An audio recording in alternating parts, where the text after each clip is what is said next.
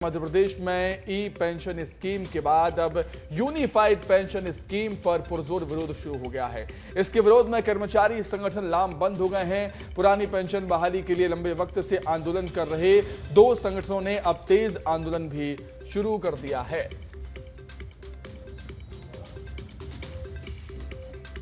ये केवल इसलिए आया है कि भारत सरकार में बीजेपी को जो अपेक्षा थी उसके अनुरूप निर्णय नहीं आए हैं। जहाँ तक मध्य प्रदेश के साथ साथ अन्य प्रदेशों के जो भी कर्मचारी अधिकारी हैं वो सब इसका विरोध कर रहे हैं, क्योंकि यूपीएस में कोई अधिक फायदा नहीं है और उल्टे कर्मचारियों के जो पैसे हैं वो ही काट के उनको वापस दिए जा रहे हैं थोड़े से मिला के।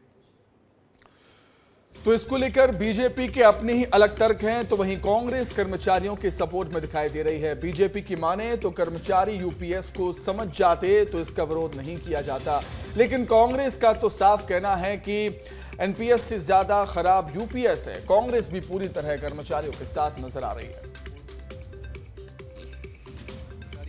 वो इस बात को समझ रहे हैं। इस पर भी सरकार से आपको सवाल करना चाहिए और सरकार को इसका जवाब देना चाहिए कि वो जब कर्मचारी इस बात की मांग कर रहे हैं तो वो लोग क्यों पीछे हट रहे हैं, उन पे क्यों कोई चीज़ थोपी जा रही है।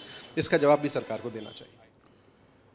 तो देखिए, सियासत हो रही है और कर्मचारी भी लामबंद हो गए हैं। कर्मचारी विरोध यहां पर कर रहे हैं, उनका सपोर्ट कर रही है कांग्रेस पार्टी। अधिक जानकारी के लिए हम बातचीत करेंगे। हमारे ब्यूरो हेड श्याम सिंह तोमर जी हमारे साथ जुड़ गए हैं इस खबर पर। श्याम, और लगातार हम देख रहे हैं बयानबाजियों का दौर लगातार जारी है। इसको लेकर कर्मचारी लामबंद है, लेकिन बीजेपी कह रही है कि अगर इसको समझ पाते कर्मचारी तो ऐसी बातें नहीं करते।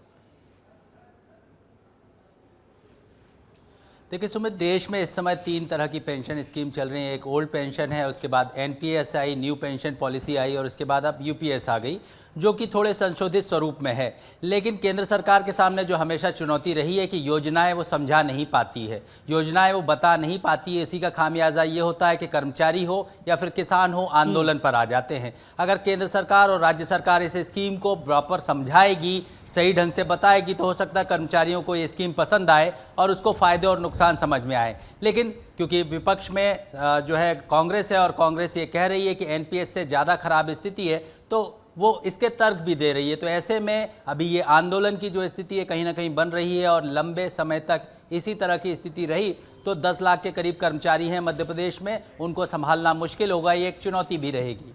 सुमित, निश्चित तौर पर जब कोई नई प्लानिंग अगर किसी को समझ में नहीं आती है उसका खामियाजा भुगतना पड़ता है। 3 कृषि कानून के लिए हम ये बात देख चुके हैं पहले भी। श्याम, बहुत शुक्रिया आपका जुड़ने के लिए, तमाम जानकारी बातचीत के लिए बहुत धन्यवाद।